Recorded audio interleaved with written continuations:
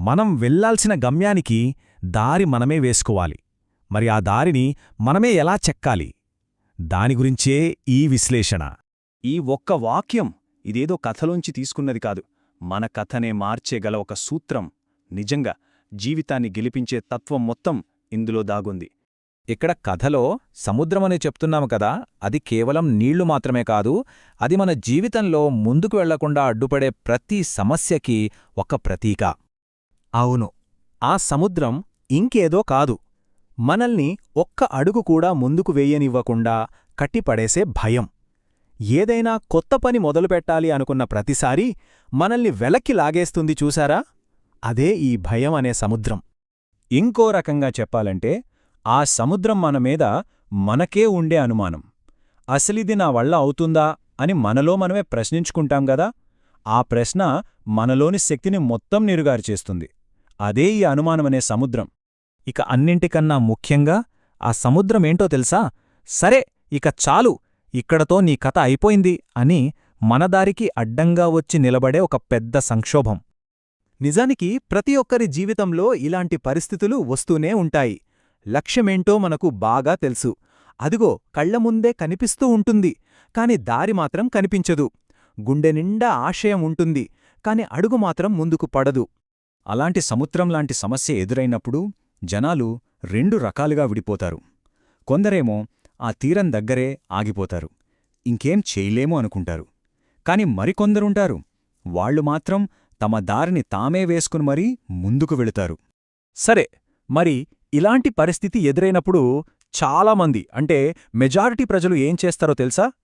వాళ్ళు అయ్యో మాకు అవకాశాలే లేవని అంటారు, కాలాన్ని తిడతారు, వ్యవస్థ సరిగ్గా లేదంటారు, పక్కవాళ్లు ఎదుగుతుంటే చూసి బాధపడిపోతారు. కాని ఒక్క విషయం ఆలోచించండి, చరిత్ర ఎప్పుడూ ఆగిపోయిన వాళ్ల గురించి మాట్లాడదు. ఎక్కడైతే దారి లేదో అక్కడొక కొత్త దారిని వేసిన వాళ్ల గురించే గదా చరిత్ర మాట్లాడుతుంది. అందుకే మనం గుర్తించాల్సిన నిజం ఒక్కటే, దారి అనేది ఎవరో మనకోసం బయట వేసి ఉంచరు, అది మన లోపల, మన సంకల్పం నుంచే పుడుతుంది. అందుకే అంటారు, అవకాశాల కోసం ఎదురుచూడొద్దు, నీ సంకల్పంతోనే ఒక దారిని సృష్టించుకో అని. ఇది కేవలం ఏదో చెప్పడానికి బాగుండే స్లోగన్ కాదు, ఇది విజయానికి మొదటి మెట్టు. ఎందుకంటే అవకాశమనేది మనకోసం ఎక్కడో రెడీగా పరిచిపెట్టిన రెడ్ కార్పెట్ లాంటిది కాదు. మనం ఎక్కడైతే బలంగా అడుగు వేస్తామో అక్కడే మన పాదాల కింద మొలకెత్తే ఒక విత్తనం లాంటిది. ఆ మొదటి అడుగు వేసేటప్పుడు మనస్సులో భయంగా ఉండొచ్చు, చేతులు వణకొచ్చు, సహజం. కాని ఒక్కటి మాత్రం నిజం, ఎప్పుడైతే మనం ఆ అడుగు ముందుకు వేశామో ఆ క్షణమే మన కథ మొదలవుతుంది, మన చరిత్రలో మొదటి అక్షరం పడుతుంది. అయితే ఈ ప్రయాణం అంత సులువుగా ఉండదు. మనం ఒంటరిగా నడుస్తున్నప్పుడు మనల్ని చూసి కొందరు నవ్వుతారు, మన మాటల్ని అస్సలు నమ్మరు.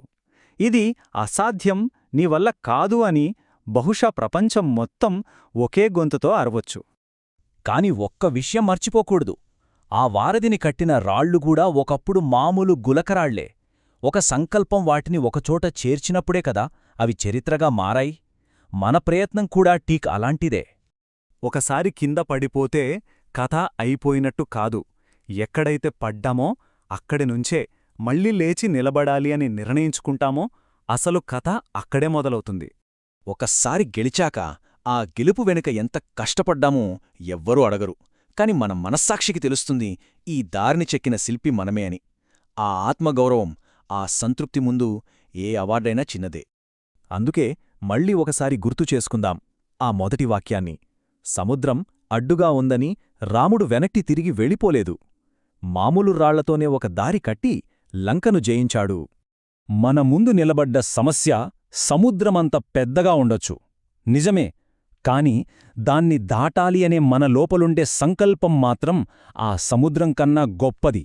కాబట్టి ఒకవేళ ఈరోజు దారి కనిపించట్లేదనుకుంటే బాధపడాల్సిన పనిలేదు, అది ఓటమి అస్సలు కాదు. అది మన కథ ఇప్పుడు మొదలవ్వబోతోంది అనడానికి ఒక సంకేతం, ఒక కొత్త చరిత్ర సృష్టించడానికి ఇదే సరైన సమయం అని చెప్పే ఒక సూచన.